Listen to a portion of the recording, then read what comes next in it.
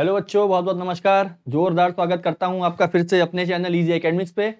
जैसा कि आप लोग जानते हैं 10th के 2 लेक्चर हम लोग कर चुके हैं और अब आज हम पढ़ने जा रहे हैं 10th क्लास का पहला चैप्टर, जो कि बहुत आसान, छोटा सा और बड़ा ही प्यारा चैप्टर है। काफी स्कोरिंग चैप्टर है, ठीक है। तो एक एक चीज करके हम लोग अब डिस्कस करेंगे। इसमें बहुत बेसिक सी चीजें हैं।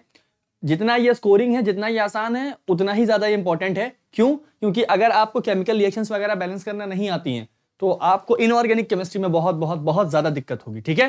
तो आइए एक एक करके हम सारे कॉन्सेप्ट को क्लियर करते हैं अपने साथ, अपने इस चैनल पे इजी एकेडमिक्स पे। Okay, so let's start. चलिए, अच्छा, केमिकल रिएक्शन एंड इक्वेशन क्या लिखा है भाई? Chemical reaction and equation. पहले तो जानते हैं कि केमिकल रिएक्शन होती क्या है, ठीक है। थोड़ा सा इसके बारे में कुछ बेसिक वगैरह जानते हैं। केमिकल रिएक्शन क्या है बेटा? केमिकल रिएक्शन की अगर मैं बात करता हूं, अगर मैं केमिकल रिएक्शन की बात करता हूं तो बेटा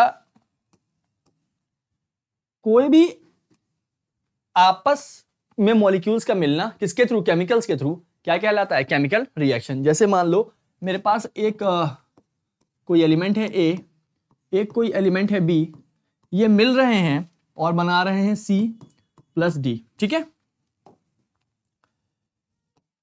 अब ये जो ए है और बी है आपका, ठीक है, ये दोनों इस साइड हैं, एरो के इस साइड हैं, तो बेसिकली इनको हम कहते हैं रिएक्टेंट। क्या कहते हैं बेटा? रिएक्टेंट। समझ में आ रही बात? एलएचएस, लेफ्ट हैंड साइड वाले क्या कहलाते हैं? रिएक्टेंट। और राइट हैंड साइड वाले बेटा क्या कहलाते हैं? इनको हम कहते हैं प्रोडक्ट। क्या कहते हैं बेटा? इनको हम कहते हैं प्रोडक्ट, ठीक है। एक बात और, ये आपका रिएक्टेंट हो गया, वो क्या हो गया बेटा? प्रोडक्ट। एक बात और, जो रिएक्टेंट होंगे यानी ए और बी जो यहां पे हैं, वो कभी भी प्रोडक्ट जैसा सेम स्ट्रक्चर या कंपाउंड शो नहीं करेंगे। जैसे मान लीजिए अगर इधर NaCl आ रहा है, एग्जांपल के तौर पे मान रहा हूं, इधर वाटर आ रहा है, ऐसा कुछ हो गया, ठीक है।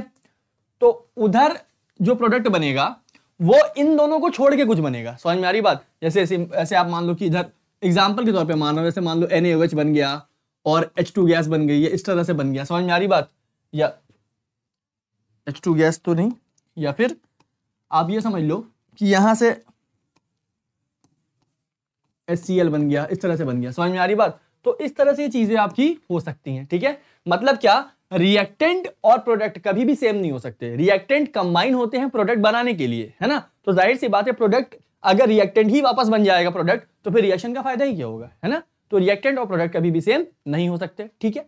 ये कुछ टाइप्स की भी होती हैं, जैसे कि रिवर्सिबल रिएक्शंस भी होती हैं, रिवर्सिबल रिएक्शंस होती हैं, ठीक है। और बेटा इसी के आगे ई लगा दो तो क्या बन जाएगी? इरिवर्सिबल रिएक्शंस भी होती हैं, जो कि आपको मेनली पढ़ना है, ठीक है। आपको मेनली यहाँ पे इन्हीं के बारे में पढ़ना है, ठीक है। एक इक्विलिब्रियम की रिएक्शंस भी होती हैं, उससे मुझे मतलब नहीं है। आपको जो मेन यहाँ पे पढ़ना है बच्चों, वो तो इरिवर्सिबल के बारे में पढ़ना है, ठीक है। जैसे कि ए और बी है, तो ये आपका C प्लस डी दे रहा है, ठीक है। इसी रिएक्शन को अगर मैं ऐसा लिख दूं, ए और बी, और इसको ऐसा लिख दूं, ठीक है, बहुत ध्यान से। तो बेटा आप जैसा कि देख सकते हो, इतना तो खुद समझ जा रहे होगे, ये एक साइड जा रही है एरो। अगर एक साइड जा रही है तो पलट के नहीं आ सकती, इसका मतलब ये रिएक्शन रिवर्स नहीं हो सकती। तो ये क्या कहलाएगी बेटा? ये हो जाएगी इरिवर्सिबल। क्या हो जाएगी बच्चों? इरिवर्सिबल। लेकिन ये आप देख सकते हो कि इधर भी जा रही है और वापस पलट के भी आ सकती है। तो बेटा इसको हम क्या कहते हैं? रिवर्सिबल। क्या कहते हैं बेटा? Reversible reaction. समझ में आ रही कि नहीं आ रही बात? ठीक है। हालांकि इसमें एक केस बनता है इक्विलिब्रियम का भी, वो भी आपके सिलेबस में नहीं है। जब 50-50% हो जाता है, ये मतलब रिएक्टेंट भी क्या हो जाए? 50% और प्रोडक्ट भी क्या हो जाए? 50%। तो जो कंडीशन निकल के आती है उस कंडीशन को हम इक्विलिब्रियम कहते हैं। बट ये सब आपके इसमें 11th में है। अभी आपको जो मेन फोकस करना है वो हमें पढ़ना है इरिवर्सिबल के बारे में, ठीक है। चलो भाई फिर आगे देखते हैं। केमिकल चेंज, वही मैंने बताया था ना, रिएक्टेंट जो प्रोडक्ट में कन्वर्ट होते हैं वो कभी रिएक्टेंट से सेम नहीं हो सकते। उनका कंपाउंड का नेम अलग होगा और जो प्रोडक्ट बन रहे हैं उनके कंपाउंड का नेम अलग होगा। तो वही देखें आप, केमिकल चेंज की बात करिए। इन्होंने क्या बोला है? कह रहे हैं a change in which one और more new substances are formed is called a chemical change. सीधी वही वाली बात जो मैंने बोली थी कि जब नए नए सब्सटेंस बनने लगते हैं तो उस चेंज को हम क्या कहते हैं, केमिकल चेंज कहते हैं। और उसी को ही हम क्या कह सकते हैं बेटा, उसी को हम कह सकते हैं केमिकल रिएक्शन भी। तो समझ में आई बात, ठीक है। चलो आगे देखते हैं बेटा। अब जैसे आप यहां देखो, ये आप देख रहे हो कुछ गरम गरम चीज है और यहां से ये आपके भाप ऐसे धुएं धुएं निकल रहे हैं, ठीक है। तो जो ये भाप निकल रहा है बेटा क्या होगी, जाहिर सी बात है गैस, है ना। और ये एटमॉस्फेयर में आपकी जा रही है, एटमॉस्फेयर में भी क्या है, गैस। तो इसकी गैस और एटमॉस्फेयर की गैस आपस में क्या करेंगी, रिएक्ट करेंगी। और इस रिएक्शन को आप क्या कह सकते हो, केमिकल रिएक्शन कह सकते हो, ठीक है। इसका ये लिखा है बेटा चेंज इन कलर। क्या लिखा है बेटा, चेंज इन कलर। आपने देखा ही होगा, आप सेब को काट के रख दो, बहुत देर तक काट के रख दो, तो जो सेब का कलर है, जो कट इस पोर्शन का जो कलर है, ये कलर जो होता है कुछ समय बाद क्या होता है बेटा, हल्का रेडिश या कुछ ऐसा, ये कुछ समय के बाद हल्का रेडिश टाइप का होने लगता है, ये कलर चेंज होने लगता है। क्यों, क्योंकि इसके सरफेस के जो सब्सटेंस थे, जो मॉलिक्यूल्स थे, वो एटमॉस्फेयर की गैसेस से, किससे बेटा, एटमॉस्फेयर की गैसेस से रिएक्ट करते हैं और इस वजह से इसके कलर में चेंज आपको देखने को मिलता है। ट्रांसफर ऑफ हीट, जाहिर सी बात है, जब आप कोई बल्ब जलाते हो, ये बल्ब का क्या होता है बेटा, कवर होता है, अंदर से हीट जलती है। अब कुछ समय बाद जब इसको टच करोगे, ये आपको कैसी दिखेगी, ये आपको गर्म दिखेगी। समझ में आ रही कि नहीं आ रही बात, ठीक है। चेंज ऑन स्टेट, अंडे को आपने देखा ही है, अंडा आप ऐसे फोड़ो तो यॉक उसका जो होता है एकदम गीला गीला होता है, लेकिन जब आप अंडे गर्म करके लो तो यॉक क्या होता है, हल्का सूख जाता है, ठीक है। तो इसको हम क्या कहते हैं बेटा, चेंज इन स्टेट। क्यों ऐसा होता है, आप जब इसको उबालते हो, जब इसको हीट मिलती है तो वो जो यॉक होता है गीले से, वो सूखा हो जाता है। उसको, उस प्रोसेस को हम कहते हैं बेटा डीनेचुरेशन ऑफ प्रोटीन। क्या कहते हैं, उस जो प्रोसेस होता है उसको हम कहते हैं डीनेचुरेशन ऑफ प्रोटीन। प्रोटीन का डीनेचुरेशन होता है उसमें, और उसके बाद वो हमें सूखे के रूप में मिल जाती है। मतलब जो यॉक पहले गीला होता है वो उतना गीला नहीं होता, कब, ऑयल एग को बॉईल करने के बाद, ठीक है। तो इतनी आपको कुछ जो नॉर्मल लाइफ के एग्जांपल्स हैं वो मैंने बता दिए हैं, ठीक है। या देख लो वापस, ये इवोल्यूशन ऑफ गैस हुआ इनका, वापस change in colour, transfer of heat है, ठीक है। अब जो आपको पहले ब्लैक एंड व्हाइट में दिखाया था, वो एक एक करके आपको ये दिखा रहे हैं, ठीक है। जो गैस इवॉल्व होगी वो इससे मिक्स हो जाएगी और इस तरह से एक केमिकल चेंज आएगा, ठीक है। ये देखो इसमें क्या हुआ, इस जो आप ध्यान से देखो, सेब का कलर जो है बेटा वो हल्का हल्का क्या हो गया, चेंज हो गया, ठीक है। आगे एग जो आप पहले बॉईल कर रहे थे, यॉक अभी जो बताया था गीला था, वो बॉईल करने के बाद यॉक कैसा हो जाता है, सूख जाता है। जो डीनेचुरेशन ऑफ प्रोटीन वाली बात करी मैंने, वो वही है, ठीक है। उसके बाद आप देखो हीट का ट्रांसफर करोगे, कुछ समय बाद जब आप इस चीज को टच करोगे, ये आपको गर्म ही दिखेगी, ठीक है। समझ में आ गई बात। चलो आगे देखते हैं। इफेक्ट ऑफ केमिकल चेंज, पहला इफेक्ट तो बहुत तगड़ा है, involves change in chemical composition. जैसी बिल्कुल सही बात है, जो रिएक्ट अभी बोला ना, रिएक्टेंट जो है वो प्रोडक्ट से क्या हो जाएगा, अलग हो जाएगा। मतलब जो कंपोजिशन रिएक्टेंट का रहा होगा वो कंपोजिशन प्रोडक्ट का नहीं रहेगा, वो क्या हो जाएगा बेटा, चेंज हो जाएगा। तो वो यही कह रहा है कि केमिकल रिएक्शन में क्या होता है, केमिकल कंपोजिशन जो होता है वो चेंज हो जाता है। समझ में आ रही बात। जैसे कि सिंपल सी एक बात आप मान लो आपके पास H2 है और आपके पास क्या है बेटा, Cl2 है। इसकी आपने रिएक्शन कराई, इसने क्या बना दिया बेटा, इसने बना दिया 2HCl। अब मेरी बात सुनना जरा, अगर आप रिएक्टेंट को देखो तो H2 का कॉम्बिनेशन बिल्कुल अलग था, Cl2 का कॉम्बिनेशन बिल्कुल अलग था, और HCl जाहिर सी बात है बिल्कुल अलग है। ये एक अलग गैस है बेटा, ये एक अलग गैस हो गई, ये एक अलग गैस हो गई, और ये एकदम ही HCl एकदम अलग गैस हो गई। समझ में आ रही कि नहीं आ रही बात। इसका क्या मतलब समझ रहे हो आप, कि जो आपके रिएक्टेंट का बेटा, जो आपके रिएक्टेंट का कंपोजिशन था वो प्रोडक्ट के कंपोजिशन से क्या हो गया, डिफरेंट हो गया। क्या हो गया बेटा, डिफरेंट हो गया, यानी क्या हो गया, चेंज हो गया। समझ में आ रही कि नहीं आ रही बात। आप ध्यान से देखें तो इसमें यही लिखा है, it involve change in the chemical composition, ठीक है। वो रिएक्टेंट का और प्रोडक्ट का, दोनों का हो सकता है, ठीक है। आगे बढ़ जाओ। न्यू सब्सटेंसेस आर फॉर्म, बिल्कुल सही बात है। आप देखें H2Cl2 अलग था और नया कुछ नया ही बन गया, HCl बन गया, ठीक है। तो इस तरह से आप क्या कह सकते हो, जाहिर सी बात है, अगर कंपोजिशन चेंज हो रहा है तो कुछ नया ही बनेगा, पुराना अगर बनना होता तो सेम कंपोजिशन रहता, है ना। अगर H2Cl2 यहां भी आ जाता तो सेम कंपोजिशन रहता, लेकिन कंपोजिशन चेंज हो रहा है तो जाहिर सी बात है बनने वाली चीज तो कुछ नई ही होगी ना। तो न्यू चेंज या न्यू सब्सटेंसेस आर फॉर्म्ड, सही बात है। अगला है यूजुअली इरिवर्सिबल इन नेचर। हाँ, तो अभी बताया केमिकल रिएक्शन जो भी आप लोग पढ़नी है वो इरिवर्सिबल की ही पढ़नी है। रिवर्सिबल भी होती है कुछ, वो कम होती हैं, बट हमें अभी क्या पढ़ना है, इरिवर्सिबल। तो आप जैसे कि देख रहे हो, अगर केवल एक एरो लगा है तो मतलब रिएक्शन केवल इधर जाएगी, इसको हम कहते हैं फॉरवर्ड डायरेक्शन। क्या कहते हैं बेटा? Forward direction. रिएक्शन केवल कहां जाएगी? रिएक्शन केवल जाएगी फॉरवर्ड डायरेक्शन में, ठीक है। अगर यहां पे एरो ऐसा लग जाता इधर वाला तो वो बैकवर्ड में भी आ सकती थी, बट इरिवर्सिबल में रिएक्शन केवल आगे बढ़ती है, इसको हम कहते हैं फॉरवर्ड डायरेक्शन, ठीक है। बैलेंस केमिकल इक्वेशन, आप रिएक्टेंट और प्रोडक्ट को बैलेंस करना क्या कहलाता है? Balancing of chemical equation. अभी मैं एक एक करके आपको सिखाऊंगा, आपको समझ में आ जाएगा, ठीक है। Balance chemical equation has equal number of atoms different elements in the reactant और प्रोडक्ट, ठीक है। Balance chemical equation follow the law of conversation of mass, ठीक है। मतलब क्या है? सीधी आप बात सुनो। जैसे मान लो मेरे पास A है और मेरे पास B है, ठीक है, और मैंने यहां बना दिया 2AB। क्या बना दिया बेटा? 2AB। बहुत ध्यान सुनना। अब अगर आप प्रोडक्ट को देखते हो, कोई आपसे पूछे क्या ये रिएक्शन बैलेंस है, तो आप कहना बिल्कुल भी नहीं, बहुत बड़ा वाला आंसर देना, नो, ये रिएक्शन बैलेंस नहीं है। पूछो क्यों? क्योंकि जब आप यहां इस पे गौर फरमाते हो तो बेटा यहां A भी 2 है, ये जो 2 लगा है ना बेटा, ये जो 2 लगा है ये दोनों के लिए लगा है। समझ में आ रही बात? जो भी किसी कंपाउंड के आगे वाला जो नंबर होता है, ये जो आगे वाला नंबर, ये वाला, ये पूरे कंपाउंड के लिए होता है। समझ में आ रही बात? मतलब है इसका कि A भी 2 है और B भी कितना है? 2 है। समझ में आ रही कि नहीं आ रही बात? लेकिन अब अगर यहां देखते हो तो यहां A भी 1 है और B भी क्या है बेटा? 1 है। तो ये बैलेंस नहीं है। हम क्या करें? हम इसे बैलेंस कर लें। तो अगर मैं यहां भी 2 लगा दूं और यहां भी 2 लगा दूं तो रिएक्शन क्या हो जाएगी? बैलेंस हो जाएगी। समझ में आ रही कि नहीं आ रही बात? मतलब किसी भी तरीके से रिएक्टेंट और प्रोडक्ट के नंबर को बराबर कर देना क्या कहलाता है? Balancing of chemical equation. इसके नियम जान लो। पहला नियम तो यह है बेटा, इसमें जो मेन चीज है तुमको पहले तो वो बता देता हूं। जो भी बैलेंसिंग करनी है आपको, वो नंबर आप सामने लगाओगे। कहां लगाओगे? सामने। देखो नंबर 2 जगह लग सकता है, सामने भी लग सकता है और नीचे भी लग सकता है। जैसे कि तुमको अभी इसी को ही मैं अगर अलग रूप से दिखा दूं, अगर मान लो मैं यहां 2AB2 लिख दूं, क्या लिख दूं बेटा? 2AB2। अब सुनना, अभी क्या बोला? अगर यहां लिख देता हूं ज्यादा अच्छा समझ में आएगा। क्या लिख दिया बेटा? 2AB2। क्या लिखा है बेटा? 2AB2। अब अभी आपको समझाया मैंने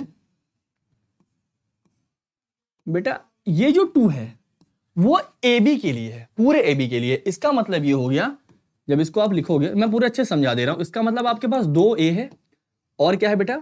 2B है। अभी इस 2 को मैं मान के नहीं चल रहा हूं, ठीक है। अब अगर मैंने यहां 2 लगा दिया, क्या लगा दिया बेटा? अगर मैंने यहां पे ठीक है, अगर मैंने यहां पे क्या लगा दिया? 2 लगा दिया बेटा। अगर यहां 2 लग गया, याद रहे जिस एलिमेंट के नीचे लगता है वो ही उसी एलिमेंट का होता है। क्या बोल रहा हूं? ऐसे ये सामने लिखा है तो सब पूरे कंपाउंड का हो जाएगा, लेकिन जो नंबर नीचे लगता है तो वो जिस एलिमेंट के नीचे लगता है ना बेटा, वो उसी एलिमेंट का होता है। तो ये B के नीचे 2 लगा है, B के नीचे 2 लगा है ना, तो ये केवल B का ही होगा। समझ में आ रही कि नहीं आ रही बात? इसका A से कोई भी लेना देना नहीं होगा, ठीक है। और होता क्या है बेटा? होता यह है कि अच्छा A के नीचे कुछ नहीं लगा तो मैं 1 मान लूं, कोई दिक्कत नहीं है। अगर A के नीचे कुछ नहीं लगा तो आप क्या मान लो? 1 मान लो। होता यह है बेटा कि नीचे वाले नंबर को हम सामने वाले नंबर से मल्टीप्लाई करते हैं। क्या करते हैं? नीचे वाले नंबर को सामने वाले नंबर से मल्टीप्लाई करते हैं। तो 2 को 1 से करोगे तो वैसे भी 2 आना है, कोई मतलब नहीं। लेकिन अगर B को है, B देखोगे तो यहां 2 है और यहां 2 है, इसको मल्टीप्लाई करोगे तो B कितना आ जाएगा बेटा? इसको मल्टीप्लाई करोगे तो B 2 की जगह क्या आ जाएगा? B 4 आ जाएगा। समझ में आ रही कि नहीं आ रही बात?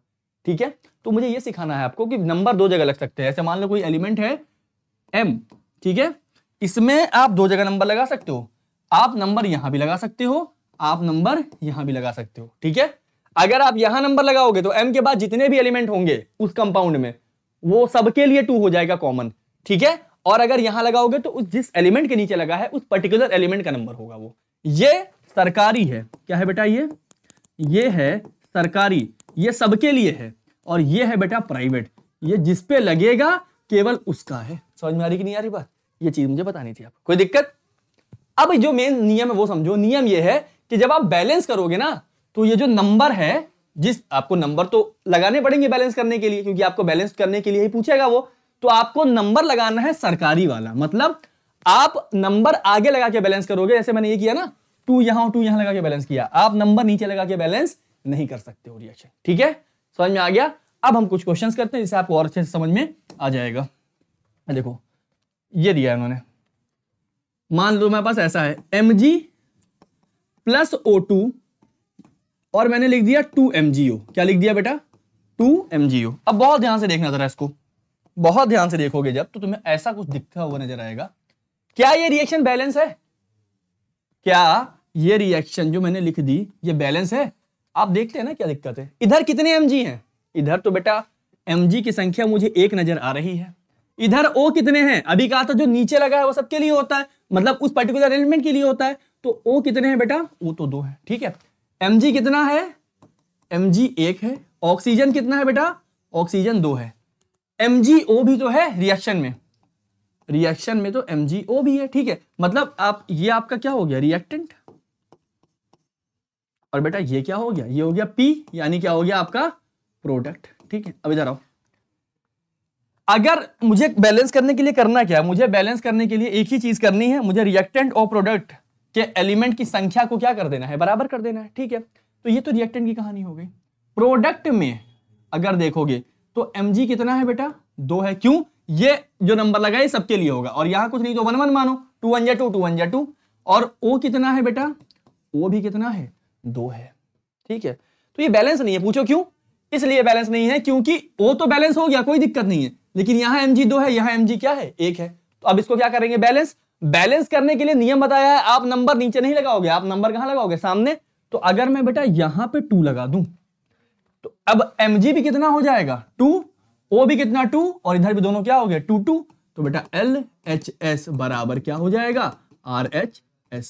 तो देखो आप, इन्होंने पहले से बैलेंस करके लिखी है, 2 + O2 गिव्स 2 MgO, ठीक है। कोई दिक्कत? आप यहां मत छेड़खानी कर देना क्योंकि ये तो पहले से बैलेंस है ऑक्सीजन वगैरह, ठीक है। एक आध और देखो, इन्होंने वही बोला है, ठीक है। mg जो है 2 2 लग गए, सब बैलेंस हो गया, ठीक है। कुछ और एग्जांपल्स लेंगे तो आपको अच्छा लगेगा। H2 + Cl2 gives HCl। अब इधर आ जाओ, ठीक है, मैं करके दिखाता हूं क्या दिया। तो काफी इजी है। खैर, H2 + Cl2 ये क्या दे रहा है? HCl। लाइन खींच लो। रिएक्टेंट की बात कर लेते हैं जरा। रिएक्टेंट में कौन कौन पाया जा रहा है? H, और कौन पाया जा रहा है? Cl। अब इधर साइड H और Cl ही तो पा रहे हो। H कितने हैं बेटा? 2, और Cl भी कितने हैं बेटा? 2।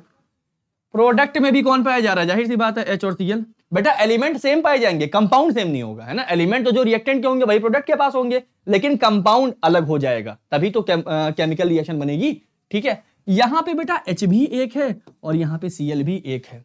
तो जाहिर सी बात है मुझे कुछ इधर कोई छेड़खानी करनी पड़ेगी, बढ़िया वाली। ऐसी छेड़खानी कर दूं कि जिससे ये दोनों क्या हो जाएं? एक एक से हटके क्या बन जाएं? 2 2 बन जाएं। तो बड़ी सिंपल सी छेड़खानी है, आप यहां 2 लगा दीजिए, खत्म। मैंने बताया है आपको, सामने नंबर लगाओगे सामने वाला दोनों का हो जाता है, बहुत आसान है भाई। ये क्या हो गया? 2HCl हो गया। अब ये रिएक्शन क्या हो गई बेटा? अब ये रिएक्शन बैलेंस हो गई। समझ में आया? ठीक है, वही इन्होंने किया भी होगा। आप देखो H2 है, Cl2 है, ये क्या दे रहा है बेटा? HCl, ठीक है। This equation follow the law of conversation of mass, बिल्कुल नहीं फॉलो कर रहा है। क्यों? क्योंकि इधर मास अलग है और इधर मास अलग है। इसको बैलेंस करोगे तब कन्वर्सेशन फॉलो होगा ना। तो उसके बाद इन्होंने इसको बैलेंस किया होगा। और आप देखें इधर वही बात बोली, इधर 2 है, इधर 2 है, और इधर दोनों क्या है? 1 1 है। आपको यहां पे क्या लगाना पड़ेगा? इसको आपको 2 से मल्टीप्लाई करना पड़ेगा, तो ये क्या बन जाएगी? 2HCl बन जाएगी। आप देखें यहां पे इन्होंने 2 से मल्टीप्लाई कर दिया। आप तो बस एक चीज याद रखना, ये जो है ना, ये नंबर हमेशा सामने लगना है। बैलेंस जब भी करोगे नंबर हमेशा सामने लगाओगे, नंबर नीचे मत लगा देना, गलत हो जाएगा, ठीक है। इससे पहले कुछ और रिएक्शन है, बैलेंस कर ले जाए, ठीक है। और बैलेंस करते हैं। Na2CO3 + H2SO4 ये दे रहा है Na2SO4 + CO2 और प्लस पानी पानी H2O। समझ में आ रही कि नहीं आ रही बात? आओ जरा बैलेंस कर रहे हैं। आप वीडियो रोक के एक बार खुद बैलेंस करिएगा पहले, ठीक है। मैं तो बैलेंस कर ही दूंगा, आपको सीखना है ना, तो आप जितनी ज्यादा प्रैक्टिस खुद से करोगे, मैं तो कर ही दूंगा एंड में, टीचर तो कर ही देता है, ठीक है। लेकिन आपको एग्जाम देना है, आपको सीखना है, तो आपको खुद प्रैक्टिस करनी पड़ेगी, फिर आपको समझ में आएगा कि मैंने गलती कहां करी है, ठीक है। तो आप पहले वीडियो रोकना, खुद देखना, उसके बाद बैलेंस करना। मैं तो सीधे कर दे रहा हूं, ठीक है। डंडी खींच लो बेटा, इधर आ जाना जरा रिएक्टेंट के बारे में बात करने। पहले तो एलिमेंट लिखते हैं कौन कौन है। मुझे सोडियम दिख रहा है, मुझे कार्बन दिख रहा है, सल्फर दिख रहा है, हाइड्रोजन दिख रहा है, ऑक्सीजन दिख रहा है। इतने लोग मुझे दिख रहे हैं, मैं इन लोग को लिख लेता हूं। सोडियम है, कार्बन है, सल्फर है, ऑक्सीजन है और बेटा हाइड्रोजन है, ठीक है। बेटा अगर रिएक्टेंट में इतने एलिमेंट हैं तो प्रोडक्ट में भी इतने ही एलिमेंट होंगे। एलिमेंट में कोई चेंज नहीं होता, बस कंपाउंड बदल जाते हैं, उनका कॉम्बिनेशन बदल जाता है। तो इधर भी जाहिर सी बात है बेटा, Na होगा, C होगा, O होगा, S होगा और H होगा, एलिमेंट सेम रहने वाले हैं। कुछ गिन लेते हैं। इधर Na कितना है, आप देखो 2 है। कार्बन की अगर बात करते हो तो कार्बन 1 है। ऑक्सीजन चाचा कितने हैं, 3 और 4 7 से। सल्फर पहले गिन लो, सल्फर चाची भी अपनी 1 है, ऑक्सीजन चाचा 7 हैं। हाइड्रोजन की आप बात करते हो, बड़ी इज्जत के साथ 2 हाइड्रोजन है इधर। ये नंबरिंग हो गई, ठीक है। इधर आ जाएं जरा, सोडियम 2 है, बड़ी अच्छी बात है। ये कार्बन 1 है, ये भी बड़ी खुशी की बात है कि सोडियम कार्बन तो बैलेंस दिख रहे हैं मुझे, अच्छी बात है। ऑक्सीजन के बारे में क्या ख्याल है, 4 ये हैं और 2 ये हैं और 1 ये है बेटा। ऑक्सीजन तो 7 हैं, ये और अच्छी खबरें मिलती जा रही हैं, सब कुछ बैलेंस होता जा रहा है तो अपने आप ही। सल्फर के विषय में क्या ख्याल है, सल्फर 1 है। आप देखो इस पूरे कंपाउंड में केवल 1 ही सल्फर है प्रोडक्ट में। हाइड्रोजन के विषय में क्या ख्याल है, हाइड्रोजन इधर 2 है और इधर भी क्या है, 2 है। ये अच्छा लगेगा आप लोग को काफी कि देख के पहले से ही बैलेंस हो गई। क्या हो गई बेटा, पहले से ही बैलेंस हो गई। ऐसा भी तो पूछ सकते हैं कि बैलेंस केमिकल इक्वेशन दे देंगे, कहेंगे उठा के बैलेंस करो, समझ में आ रही बात। तो बैलेंस को मत बैलेंस करने लगना, कहना ऑलरेडी बैलेंस, समझ में आ रही बात। आप देख ही सकते हो, सोडियम 2 है, सोडियम 2 है, carbon 1, carbon 1, sulphur 1, sulphur 1, oxygen 7, oxygen 7, hydrogen 2, hydrogen 2। ये पहले से ही full planned balance chemical equation, ठीक है। एक आध और कर लेते हैं, इससे आपकी जिंदगी में खुशहाली बनी रहेगी। क्या है, एक बढ़िया सा, हाँ चलो एक अच्छा सा याद आ गया,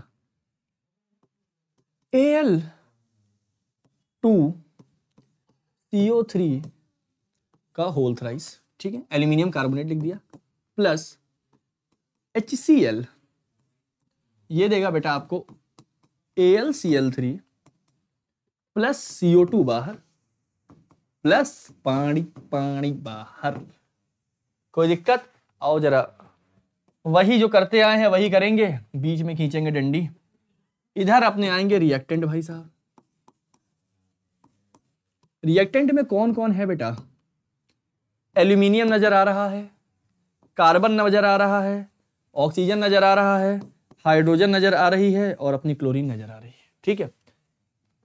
जो एलिमेंट रिएक्टेंट में होंगे वही एलिमेंट प्रोडक्ट में होंगे, कोई बाहर से तो आता नहीं है, बस कंपाउंड बदल जाता है। तो इधर भी एल्यूमिनियम होगा, carbon oxygen hydrogen, carbon oxygen hydrogen और क्लोरीन। अब तो मेन काम करते हैं नंबरिंग। इधर आप देखो तो मुझे 2-2 एल्यूमिनियम दिख रहे हैं। कार्बन कितने हैं, बहुत ध्यान से बेटा, ये क्या लगा है, ये लगा है ब्रैकेट। ब्रैकेट के बाहर अगर कोई नंबर लगा है, जैसे बोला था ना सामने वाला नंबर सबके लिए होता है, वैसे अगर ब्रैकेट के बाहर नंबर लगाना बेटा तो ये पूरे CO3 के लिए लगा है। समझ में आ रही कि नहीं आ रही बात, ठीक है। अब आप ध्यान से देखो, इस C के नीचे क्या है बेटा 1, तो 3 बन जाए कितना हो जाएगा 3। ये बहुत ध्यान से देखना, कार्बन कितना है भाई 3, ठीक है। अब सुनो, 3 तो सबके लिए लगा है, लेकिन O पहले से भी 3 है और बाहर भी 3 लगा है, तो ये क्या हो जाएगा बेटा 3 3 जा 9। तो ऑक्सीजन प्यारे बच्चों कितना है 9। हाइड्रोजन तो बड़ा आसानी से दिख रहा है, बड़ा ही कम और 1। क्लोरीन भी बड़ी कम संख्या में पाई जा रही और 1 है, ठीक है। चले आना जरा इधर। अब इधर भी देखते हैं भाई, एल्यूमिनियम कितना है 1, बड़ा कम है भाई। ये अच्छे संकेत नहीं है, आपको बैलेंस करना पड़ेगा। क्यों, एल्यूमिनियम इधर 2 है और इधर 1 है, ये अच्छी खबर नहीं है आपके लिए, ठीक है। कार्बन, कार्बन तो केवल 1 है, कार्बन तो पहले, अच्छा इधर 3 है, कुछ बैलेंस नहीं होने वाला बेटा। क्लोरीन चाची अपनी, क्लोरीन चाची तो 3 है। ऑक्सीजन भाई अपना, ऑक्सीजन 3 है ना, ऑक्सीजन 2 इधर और 1 इधर, 3 ही तो है बेटा, ठीक है। और हाइड्रोजन कितना है बेटा, केवल 2-2 हाइड्रोजन दिख रहे हैं, ये हो गए 2। ये बैलेंस तो बेटा किसी भी एंगल से नहीं है। चलो तुमको एक मजे की बात बताता हूं बेटा, पहले वो एलिमेंट बैलेंस कर लिया करो जो संख्या में कम है, तुम्हारे लिए आसानी हो जाएगी, ठीक है। वो एलिमेंट बैलेंस किया करो जो संख्या में कम है, तुम्हारे लिए आसानी हो जाएगी। मैं थोड़े से कॉम्प्लेक्स रिएक्शन ले रहा हूं, आसान वाले तो खुद ही कर लोगे, ठीक है। एग्जैक्ट तुमको बताऊं तो हाइड्रोजन ऑक्सीजन को छोड़ के पहले सबको बैलेंस कर लिया करो, आखिरी में ऑक्सीजन को और हाइड्रोजन को बैलेंस किया करो, ठीक है। तो पहले मैं एल्यूमिनियम बैलेंस कर लूं, मुझे कम संख्या में दिख रहा है, आराम से मेरा काम चल जाएगा। इधर कितना एल्यूमिनियम है 2, और इधर कितना एल्यूमिनियम है बेटा 1। मैंने कहा है अगर बैलेंस करना है तो तुम्हें नंबर तो बेटा सामने लगाना पड़ेगा, तो तुम क्या कर दो, यहां पे 2 लगा दो। समझ में आ रही कि नहीं आ रही बात। तो एल्यूमिनियम अब एक से हट के कितने बन गए? एल्यूमिनियम तो बन गए 2, लेकिन आपने कुछ और छेड़ दिया। क्या? अगर आपने बेटा यहां 2 लगा दिया तो एल्यूमिनियम को तो 2 करके बैलेंस कर लिया, लेकिन क्लोरीन 3 थी और यहां कितनी है? 2। पहले तो क्लोरीन 3 थी। अगर यहां पे सुनते रहना जरा, अगर यहां पे केवल एल्यूमिनियम अकेली थी तो 3 क्लोरीन थी, लेकिन अगर आपने यहां पे 2 लगा दिया है बेटा, 2, तो 3 2 जा कितनी हो गई? 6 क्लोरीन हो गई ना। तो आपने क्लोरीन को छेड़ दिया और अब आपने क्लोरीन को यहां 3 से कितना कर दिया बेटा? आपने क्लोरीन को यहां 3 से कर दिया है 6। क्लोरीन कितना कर दिया आप? 6। समझ में आ रही कि नहीं आ रही बात? ठीक है, चलो कोई बात नहीं, एल्यूमिनियम तो बैलेंस हो ही गया। ठीक है, अगर एल्यूमिनियम बैलेंस हो गया तो अगली बैलेंसिंग क्लोरीन की ही कर लेते हैं, क्या दिक्कत है? ठीक है, क्लोरीन अगर आप यहां देखो तो 1 है और यहां देखो तो कितना है बेटा? 6 है। ये अच्छे संकेत नहीं है। इधर कम है तो मुझे कुछ इधर ही मल्टीप्लाई करना पड़ेगा, रिएक्टेंट में कुछ मल्टीप्लाई कर देता हूं। अगर रिएक्टेंट में कहीं ऐसा कर दूं, कहीं 6 से मल्टीप्लाई कर दूं तो 6 बन जाएगी। ठीक है, आप यहां देखो रिएक्टेंट में यहां तो क्लोरीन आ नहीं रही, तो यहां तो कुछ मतलब नहीं है, तुम्हें मतलब जो है वो इससे है। तो यहां कितनी क्लोरीन है? 1। तुम्हें नंबर कहां लगाना है? सामने तुम्हारे पास एक ही तो रास्ता बचा, तुम यहां 6 लगा दो, है ना बेटा। तो अब तुम्हारे पास क्लोरीन कितनी हो गई? 6। पहले जो 1 थी वो अब क्या बन गई? 6 बन गई। नहीं समझ में आ रही बात? ठीक है, दोबारा देख लेता हूं। पहले क्लोरीन तुम्हारे पास कितनी थी? पहले तुम्हारे पास क्लोरीन थी 1, और अब बैलेंस कर दिया तुमने इसको और किससे मल्टीप्लाई कर दिया? 6 से। तो अब ये कितनी बन गई बेटा? अब तो ये बन गई है 6। नहीं समझ में आ रही बात? ठीक है, एल्यूमिनियम को आपने 2 से मल्टीप्लाई करके क्या बना दिया था? 2 बना दिया था। ठीक है, क्लोरीन बैलेंस हो चुकी है और एल्यूमिनियम बैलेंस हो चुका है। आओ कार्बन देखते हैं बेटा। यहां 3 कार्बन और यहां प्रोडक्ट में 1 कार्बन, तो मुझे प्रोडक्ट में कुछ करना पड़ेगा। और पूरे प्रोडक्ट में यहां तो कार्बन है नहीं ना, यहां कार्बन है, केवल कार्बन यही है। तुम इसको 3 से मल्टीप्लाई कर दो, कार्बन भी तुम्हारे क्या हो जाएंगे? बैलेंस हो जाएंगे।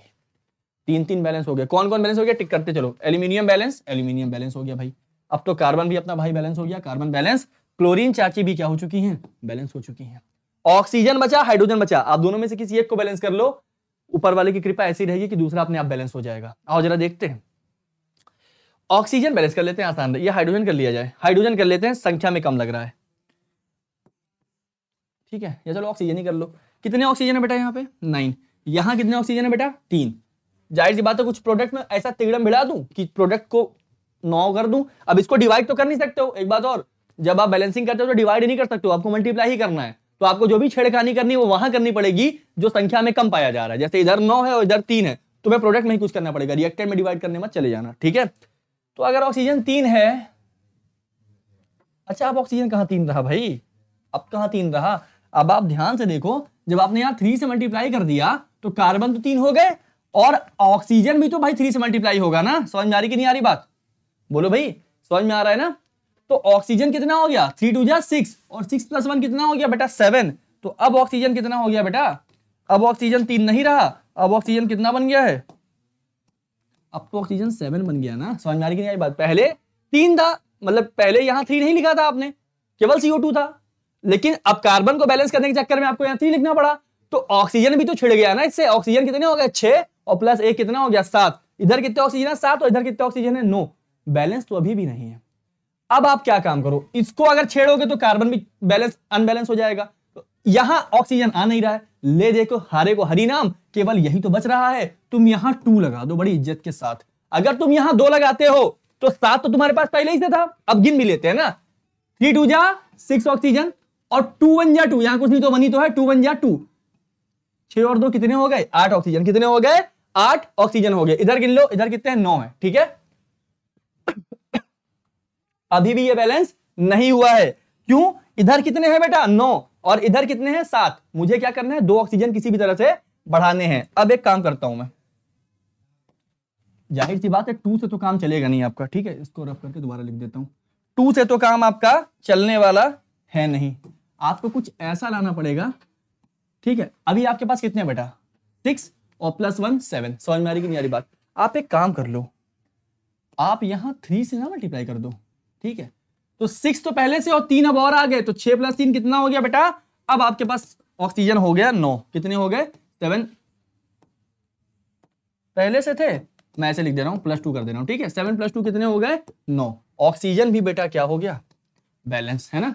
बहुत अच्छे समझा रहा हूं कि चीज समझ लो। अब तुम देखना हाइड्रोजन अपने आप बैलेंस हो चुका होगा, तुम्हें कुछ करने की जरूरत नहीं, आखिरी वाला एलिमेंट अपने आप बैलेंस हो चुका होगा। ठीक है, तुम देख भी लो हाइड्रोजन कितने हैं बेटा 6, तुम इधर आ जाओ और हाइड्रोजन कितने हैं बेटा 6, इधर कहीं तो हाइड्रोजन आ नहीं रहा, तो हाइड्रोजन इधर भी 6 हो गए और हाइड्रोजन बेटा इधर भी क्या हो गए 6, हाइड्रोजन भी आपके क्या हो गए बैलेंस हो गए। तो एक मैंने बड़ी कॉम्प्लेक्स रिएक्शन बैलेंस करवा दी, अब छोटी छोटी रिएक्शन आप अपने आप ही बैलेंस करते चले जाओगे, कोई दिक्कत नहीं होगी आपको। ठीक है, चलो फिर कोई दिक्कत नहीं है, कुछ नहीं करना है यार, आप बीच में लाइन खींचो, एक साइड रिएक्टेड एक साइड प्रोडक्ट, तब एलिमेंट लिखो, नंबर लिखो। ठीक है, जिधर जो कम पड़ रहा है उसको वहां पे बैलेंस करने के लिए क्या लगाओ, आगे नंबर लगाना है, बता दिया।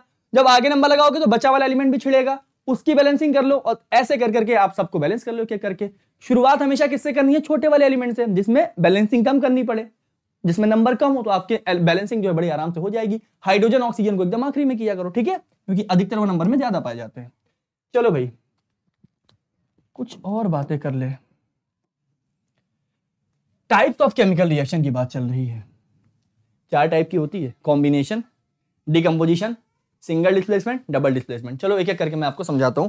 पहले इन्होंने किसकी बात करी है, कॉम्बिनेशन रिएक्शन की बात कर रहे हैं। देख लो आप, reaction in which a single product is formed from 2 और more reactant is known as a combination reaction. ठीक है, आपका एक ये रिएक्टेंट हो गया, एक ये रिएक्टेंट हो गया, ठीक है, ये हो गया ए और ये हो गया बी, इनको आपने मिला दिया और एक ही कंपाउंड बना दिया, जिसे आप क्या कह रहे हो, ए बी। तो इसको आप क्या कहोगे, इसको आप कहोगे कॉम्बिनेशन। देख रहे हो ना, 2 लोग मिल गए मतलब क्या हो गए, कंबाइन हो गए, और ये क्या बन गई, ए बी। इसके आगे एक चीज और लिख लिया करो, प्लस डेल्टा। इस डेल्टा का मतलब होता है बेटा हीट। क्या होता है बेटा, हीट। और प्रोडक्ट में अगर डेल्टा लगा है, इसका मतलब हीट क्या हो रही है, बाहर निकल रही है। और जिस रिएक्शन से हीट बाहर निकलती है ना, उनको हम कहते हैं एक्सोथर्मिक रिएक्शन। क्या कहते हैं बेटा, एक्सोथर्मिक रिएक्शन। कभी कभी और भी बता दूं तुमको, इसको मैं थोड़ा सा नेक्स्ट पेज पे और अच्छे समझाता हूं तुमको। ऐसे तुम्हें लिखा है, मान लो ए और क्या लिखा है बेटा बी, ये क्या बनाएगा, ए बी। तो इतना तो पता ही है कि ये कॉम्बिनेशन रिएक्शन है। इसमें डेल्टा कहां लिखा रहता है बेटा, इधर। समझ में आ रही कि नहीं आ रही बात। इस डेल्टा का मतलब हीट क्या हो रही है, बाहर निकल रही है, इसका मतलब ये क्या है, एक्सोथर्मिक रिएक्शन हो गई। ठीक है, अब मेरी बात सुनना जरा। कभी कभी बहुत अच्छा क्वेश्चन जब बनाते हैं, थोड़ा सा ठीक ठाक बनाना पसंद करेंगे, तो ऐसा लिख देंगे ए प्लस बी माइनस डेल्टा। क्या लिख देंगे बेटा, ए प्लस बी माइनस डेल्टा, और इधर ए बी। अब सुनो, डेल्टा उधर प्लस में था और इधर क्या है, माइनस में है, तो बेटा कोई भी फर्क नहीं है, एक ही तो बात है, उस साइड वो प्लस में आएगा, इधर आएगा तो क्या हो जाएगा, माइनस। ये भी एक्सोथर्मिक थी और ये भी क्या होगी, एक्सोथर्मिक ही होगी। समझ में आ रही कि नहीं आ रही बात, ठीक है। तो इस चीज में कंफ्यूज नहीं होना है। और एक तरीके से और ये लोग दिखा देते हैं, जैसे ए प्लस बी क्या दे रहा है, ए बी, और तुम्हें ये रिएक्शन दे दी। ठीक है, अब ये लोग क्या काम करते हैं, क्वेश्चंस बनाने वाले, तुम्हें इक्वेशन में कुछ नहीं देंगे, तुम्हें अलग से ब्रैकेट में कह देंगे डेल्टा यानी जो हीट है वो कह देंगे -20 किलो जूल। क्या कह देंगे, -20 किलो जूल। ठीक है बेटा, हीट की जो यूनिट होती है वो जूल होती है, एनर्जी की यूनिट जूल होती है, और किलो जूल मैंने लिख दिया। ठीक है, आपको जो देखने वाली बात है वो ये है कि यहां किस में लिखी है, हीट किस में लिखी है बेटा, हीट लिखी है माइनस में। हीट लिखी है किसमें बेटा, हीट लिखी है माइनस में। और माइनस का मतलब हीट क्या हो रही है, कम हो रही है। मतलब हीट कम कब होगी, सिस्टम से हीट कब कब होगी, जब हीट क्या जाएगी, बाहर जाएगी। इसका मतलब ये भी कौन सी रिएक्शन है, एक्सोथर्मिक है। तो आप ये देख रहे हो, एक चीज को लिखने के लिए कितने तरीके आप यूज कर सकते हो। यहां प्लस, जो कि नॉर्मली आपको रिएक्शन में यही प्लस डेल्टा देगा, 10th क्लास में इतना ही देता है, तो ये एक्सोथर्मिक है। ये डेल्टा इधर भी आ सकता है और रिएक्टेंट में आएगा तो माइनस भी दे सकता है, ये भी क्या है, एक्सोथर्मिक है। और कभी कभी ऐसा करेगा कि इक्वेशन में देगा ही नहीं, आपको डेल्टा अलग से दे देगा। तो डेल्टा अगर माइनस में दे रहा है मतलब हीट बाहर निकल रही है, हीट कम हो रही है, इसका मतलब वो भी क्या है, एक्सोथर्मिक है। समझ में आ रही बात। तो मोरल ऑफ द स्टोरी ये है कि कॉम्बिनेशन रिएक्शन जो होती हैं वो 95% केस में कैसी होती हैं बेटा, एक्सोथर्मिक। मतलब उसमें हीट क्या होती है, बाहर ही निकलती है। ध्यान रहे मैंने क्या बात कही है, 95% की बातें करी हैं अभी। कुछ रिएक्शन ऐसी होती हैं जो कॉम्बिनेशन होने के बावजूद भी क्या होती हैं, एंडोथर्मिक होती हैं, वो एक्सो नहीं होती हैं। उनमें हीट बाहर नहीं निकलती, उनमें हीट क्या आती है, अंदर आती है ना। एक्सोथर्मिक में हीट क्या होती है, बाहर निकलती है। एंडोथर्मिक में हीट क्या होती है बेटा, अंदर आती है। ठीक है, कॉम्बिनेशन रिएक्शन जो ये है आपकी जनरली, इनमें हीट क्या होती है बेटा, इसमें हीट बाहर ही निकलती है, ये एक्सोथर्मिक होती है। लेकिन कुछ ऐसी रिएक्शंस हैं जिनमें हीट क्या होती है बेटा, अंदर आती है। ठीक है, जैसे कि कुछ सैंपल ले लेता हूं मैं, तो आपको अच्छे समझ में आएगा। ए प्लस बी है और ये क्या दे रहा है, ए बी। तो मान लो मैंने क्या ले लिया, ए की जगह ले लिया H2 और बी की जगह क्या ले लिया बेटा, Cl2। ये क्या बना देगा, ये बना देगा 2HCl प्लस डेल्टा, जो भी आपकी हीट बाहर निकले। लेकिन बेटा अगर मैंने यहीं पे कुछ ऐसा ले लिया, N2 प्लस O2 और बनवा दिया 2NO। बेटा बैलेंस आप चेक कर सकते हो। कहने को तो कॉम्बिनेशन है, लेकिन ये एक्सोथर्मिक नहीं होती बेटा, ये एंडोथर्मिक होती है। इसमें हीट क्या होती है? एब्जॉर्ब होती है। नाइट्रोजन का बॉन्ड तोड़ने में बहुत ताकत लगती है। समझ में आ रही बात? ट्रिपल बॉन्ड होता है इसके पास, और ये बहुत स्टेबल गैस होती है। N2 से स्टेबल गैस कोई नहीं मानी जाती है हमारे एटमॉस्फेयर में, और हमारे एटमॉस्फेयर में भरपूर मात्रा में केवल नाइट्रोजन ही तो पाई जाती है। Most stable gas off this atmosphere है N2। इसका बॉन्ड तोड़ना है आपको, N2 से N बनाना है, आपको एनर्जी बहुत भरपूर मात्रा में देनी पड़ेगी। और एनर्जी आप दोगे मतलब एनर्जी क्या हो रही है? एब्जॉर्ब। एनर्जी एब्जॉर्ब होने का मतलब वो रिएक्शन एक्सोथर्मिक तो नहीं रही, वो एंडोथर्मिक बन गई। इसीलिए इसमें डेल्टा इधर लगता है प्लस में। कोई दिक्कत? एक्सो में डेल्टा उधर लगेगा प्लस में, एंडो में डेल्टा इधर लगेगा प्लस में। ठीक है, नहीं समझ में आया? तो कहने का मतलब ये है, ये तो थोड़ी सी ये आपको पूछता नहीं है, लेकिन आपको मैंने जानकारी के लिए बता दी ये चीज कि सारी एक्सोथर्मिक रिएक्शन जो कॉम्बिनेशन, सारी कॉम्बिनेशन रिएक्शन एक्सोथर्मिक नहीं होती, कुछ कॉम्बिनेशन रिएक्शंस एंडोथर्मिक भी होती हैं। तो CO2 वगैरह, ये NO वगैरह का बनना। ठीक है, चलो भैया आगे बढ़ते हैं। ठीक है, अब देखो आप एक रिएक्शन लिया CaO प्लस H2O। क्या लिया बेटा? CaO plus H2O। ये CaO आपका, CaO को कहते हैं क्या ये भी जान लो। इसको बेटा कहते हैं क्विक लाइम। क्या कहते हैं इसको? हम कहते हैं क्विक लाइम। ठीक है, ये क्विक लाइम बढ़िया कटोरे में लिया है। ठीक है, इसमें इन्होंने क्या डाल दिया? पानी। यहां से पानी बूंद बूंद बूंद बूंद पानी डालते हैं, और जब पानी डालते हैं तो जो कंपाउंड बनता है इसको हम कहते हैं लाइम वाटर। क्या कहते हैं बेटा? Lime water. एक्वस का मतलब पानी होता है बेटा। एक्वस का मतलब क्या होता है? एक्वस का मतलब पानी। जाहिर सी बात है, आप पानी डाल ले तो जो भीगेगा तो पानी में तो बनेगा ना, तो ये CaOH का होल ट्वाइस बनता है, इसको हम कहते हैं लाइम वाटर। आप ध्यान से देखो, अगर आप इसको A मानते हो और इसको आप B मानते हो तो ये AB ही तो बन गई। क्या दिक्कत है? समझ में आ रही कि नहीं आ रही बात? ठीक है, अगला भी आप देख लो। कोयला क्या है? कार्बन है, सीधी बात है। तो ये कार्बन है। ठीक है, इसमें ऑक्सीजन आया, बड़ी इज्जत के साथ आया। एटमॉस्फेयर में जल रहा है तो ऑक्सीजन के साथ तो आएगा। तो C+O2, ये रिएक्शन आप देखो क्या बन गई? C+O2, और ये क्या दे रहा है बेटा? ये दे रहा है CO2। क्या दे रहा है? C+O2। ये क्या दे रहा है? CO2।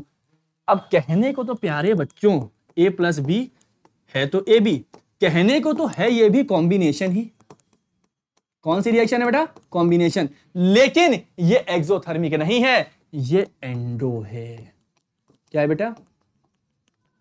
इसमें हीट एब्जॉर्ब होती है। ठीक है, समझ में आ रही बात? कुछ मात्रा में एंडो होती है, लेकिन जो N2+O2 वाली हो भयंकर एंडोथर्मिक होती है। ठीक है, समझ में आया? ठीक है, तो मतलब बहुत से बुक्स में इसको एक्सो लिख देते हैं, लेकिन कुछ मात्रा में इसमें हीट अंदर ही एब्जॉर्ब होती है, इसलिए थोड़ी बहुत एंडोथर्मिक, थोड़ी बहुत क्या होती है बेटा? एंडोथर्मिक होती है। ठीक है, चलो अच्छा, थोड़ी बहुत क्या होती है? एंडोथर्मिक होती है। तो कई बुक्स में आप जब देखोगे ना, पढ़ोगे, तो यहां डेल्टा यहां प्लस में लगा देते हैं। ठीक है, तो मेरे कहने का मतलब ये कॉम्बिनेशन रिएक्शन क्या होती है बेटा? दो अलग अलग इंडिविजुअल रिएक्टेंट मिल गए और कंपाउंड बन गया। ये क्या है? आपकी कॉम्बिनेशन रिएक्शन है। 95% केस में ये एक्सोथर्मिक होती है, मतलब इसमें हीट क्या होगी? बाहर निकलेगी। कुछ केसेस ऐसे होते हैं जिसमें हीट अंदर आती है, जैसे तुमको एक केस बताया था मैंने, N2+O2 है ना, इसमें हीट अंदर आती है और क्या बनाती है? 2NO बनाती है। अब कहने को तो ये भी बेटा कॉम्बिनेशन ही रिएक्शन है, लेकिन ये कैसी? एंडोथर्मिक है। ठीक है, ये एक्सो कह सकते हो, बहुत हैवी अमाउंट में एक्सो हो सकती है। क्यों? एंडो कुछ समय के लिए होती है, जब ये C और O2 है, जब आप O2 का बॉन्ड तोड़ोगे, सुनो बहुत ध्यान से, O2 अंदर आता है, कार्बन है पहले से। ठीक है, ये इंफ्लेबल जब नहीं होगा, मतलब जब ये जल नहीं रहा होगा, तब कुछ समय के लिए एंडोथर्मिक होता है। एक बार जलना शुरू हो जाता है तो क्या बन जाता है बेटा? एक्सोथर्मिक बन जाता है। ठीक है, आगे। ठीक है, टाइप ऑफ केमिकल रिएक्शन में अगली कौन सी है बेटा? डिकम्पोजिशन। कौन सी है बेटा? डिकम्पोजिशन रिएक्शन है। ठीक है, डिकम्पोजिशन में उल्टा कर लो, जो AB था उसको तोड़ के क्या बना दो बेटा? A+B बना दो, तो ये क्या बन जाएगी? डिकम्पोजिशन। और ये एंडो नहीं होगी, सॉरी ये एक्सो नहीं होगी, ये क्या होगी? एंडोथर्मिक होगी। ठीक है बेटा, मतलब इसमें हीट क्या होगी? एब्जॉर्ब होगी। देखो ये सारी बातें कर रखी हैं, जनरली एंडोथर्मिक इन नेचर। ठीक है, तो बेटा अभी के लिए इतना ही, उसके बाद हम मिलते हैं नेक्स्ट लेक्चर में। Thank you. ठीक है।